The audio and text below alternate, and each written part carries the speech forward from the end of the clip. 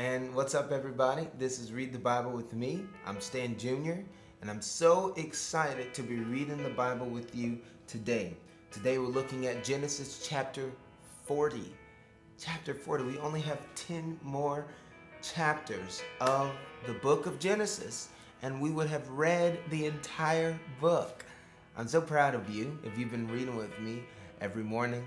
Thank God for you. I have to take a minute and thank God for all my patrons who helped me make this possible, doing these videos. So thank you so much for your support. If you would like to become a patron, you can click the link in the description box.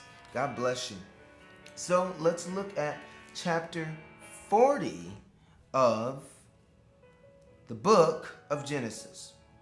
It says, sometime after this, the cupbearer of the king of Egypt and his baker committed an offense against their lord, the king of Egypt. And Pharaoh was angry with his two officers, the chief cupbearer and the chief baker, and he put them in custody in the house of the captain of the guard, in the same prison where Joseph was confined. Now, the captain of the guard appointed Joseph to be with them, and he attended them. They continued for some time in custody. And one night they both dreamed, the cupbearer and the baker of the king of Egypt, who were confined in the prison. Each his own dream, and each dream with its own interpretation. When Joseph came to them in the morning, he saw that they were troubled. So he asked Pharaoh's officers, who were with him in custody in his master's house, "Why are your faces downcast today?" They said to him, "We have had dreams, and there is no one to interpret them." No one to interpret them. And so they said to him, and Joseph said to them, "Do not interpretations belong to God? Please tell them to me." So the chief cupbearer told his dream to Joseph and said to him, "In my dream, there was a vine before me. On the vine, there were 3 branches. As soon as it budded, its blossoms shot forth, and the clusters ripened into grapes.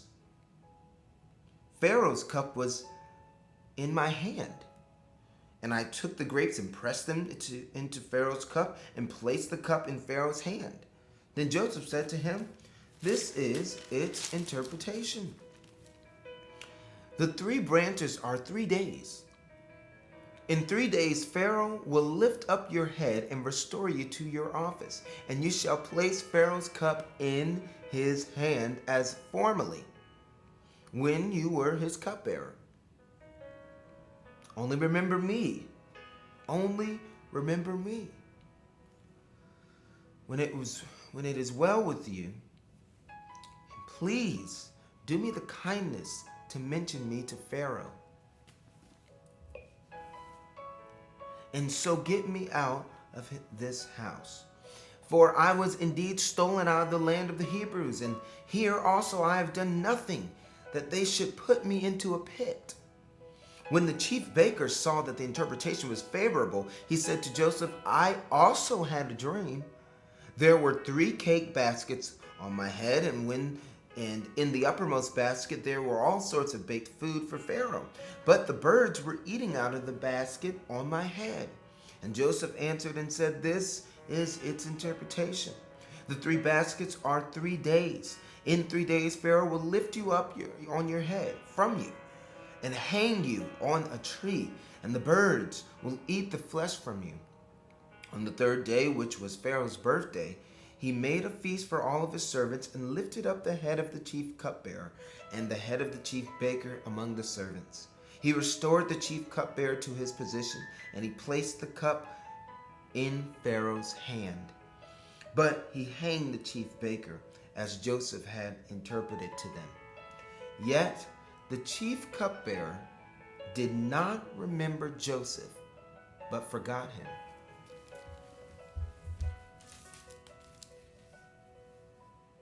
Don't be weary in well-doing. There's a verse that says that, and it says that because there's going to be times in your life where people forget the good and remember the bad about you. They forget all the good things you say and remember all the slip-ups you've said. They forget all the good things that you've done and remember all the terrible things or the low moments of your life. So you've got to live for God, because what man forgets, Jesus never forgets. God never forgets your good.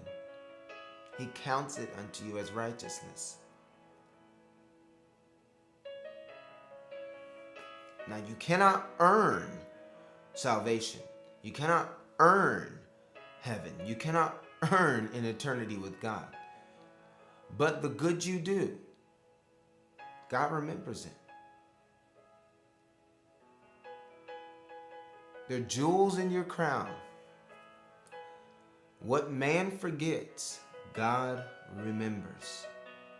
So if you live your life trying to please people, you're going to live a very, not a high quality life as a human. Real low quality life, because you're trying to please people, and you can never please people. Opinions change every day. People change every day. They change. And so what pleased them yesterday won't please them today. They're not satisfied. But God, you can please the Lord. Give your life to Him. Submit it to Him. Live for Him. You can please the Lord. And He will never forget it.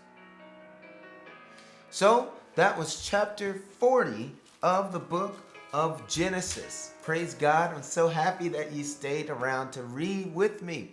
If you haven't subscribed, please click the subscribe button. And if you'd like to become a patron, click that in the description box. I would love for your support. Thank you, thank you, thank you for everybody that is supporting. I want you to join the team if you haven't. God bless you. Till next time, we're going to be reading chapter 41 of the book of Genesis. Peace.